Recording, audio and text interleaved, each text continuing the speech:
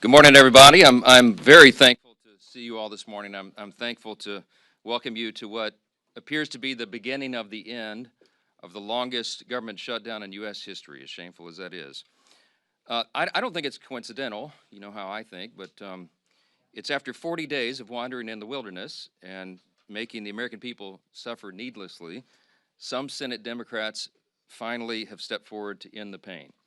It appears to us this morning that our long national nightmare is finally coming to an end, and we're grateful for that. At least some Democrats now finally appear ready to do what Republicans and President Trump and millions of hardworking American people have been asking them to do for weeks. But as we said from the beginning, the people's government cannot be held hostage to further anyone's political agenda. That was never right. And shutting down the government never produces anything. It never has, if you study history. And so here we are. I want to remind everybody this morning of another critical point that you've heard me here repeat over and over the last several weeks. It's something that I and Leader John Thune and President Trump and every Republican leader have all said repeatedly from the beginning. We have always been open to finding solutions to reduce the oppressive costs of health care under the Unaffordable Care Act. We just made clear that we would not and should not ever do that, that is, negotiate as hostages.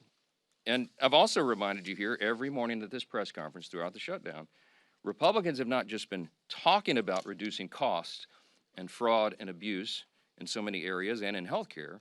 We've been actually passing new laws to accomplish that urgent mission for the people, and we will continue to do so.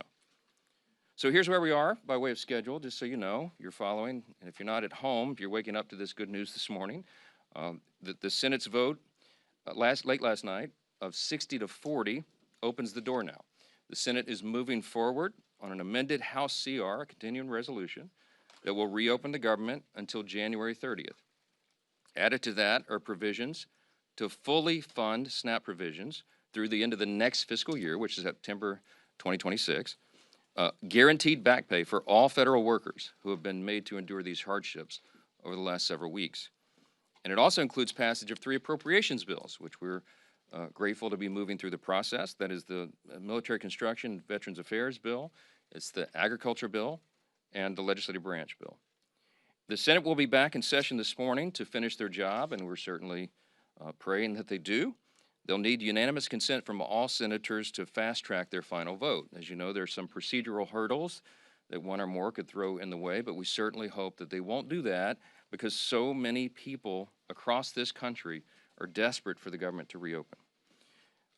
At the very moment that they do that final vote, I will call all House members to return to Washington as quickly as possible. We'll give a 36-hour formal and official notice so that we can vote as soon as possible to pass the amended CR bill and get it to the president's desk. As you all know, and he said as recently as last night, I was with him, and he told the press, he said, we want to get the government open. He's very anxious to get the government reopened and to end the Schumer shutdown. We all are. With regard to the travel challenges, I spoke yesterday at some length with Transportation Secretary Sean Duffy, my former colleague and good friend, and he lamented the serious situation that we have with air travel in the U.S. He's bent over backwards, as all members of the administration and the cabinet have done in all of their areas of jurisdiction, to try to keep the government working for the people and to mitigate the pain and the harm. But the problem we have with air travel is that our air traffic controllers are overworked and unpaid, and many of them have called in sick. That's a very stressful job, and even more stressful exponentially when they're having trouble providing for their families. And so air travel has been grinding to a halt in many places.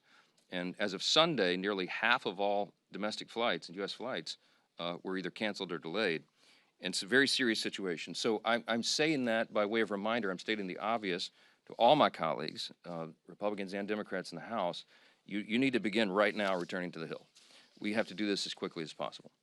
Now, we look forward to the government reopening this week so Congress can get back to our regular legislative session. We have a lot of business to do, as you all know, and we will be working in earnest. There'll be long days and long nights here for the foreseeable future to make up for all this lost time that was imposed upon us. I want to close with something that's important. I think it's important to say that this is genuine. I mean this sincerely. We applaud the 7 Senate Democrats and 1 independent senator who did the right thing. They decided to put principle over their personal politics. And my urgent plea of all my colleagues in the House, and that means every Democrat in the House, is to think carefully, pray, and finally do the right thing and help us to bring an end to the pain of the American people. This has gone on too long. Too many people have suffered, and it's long overdue.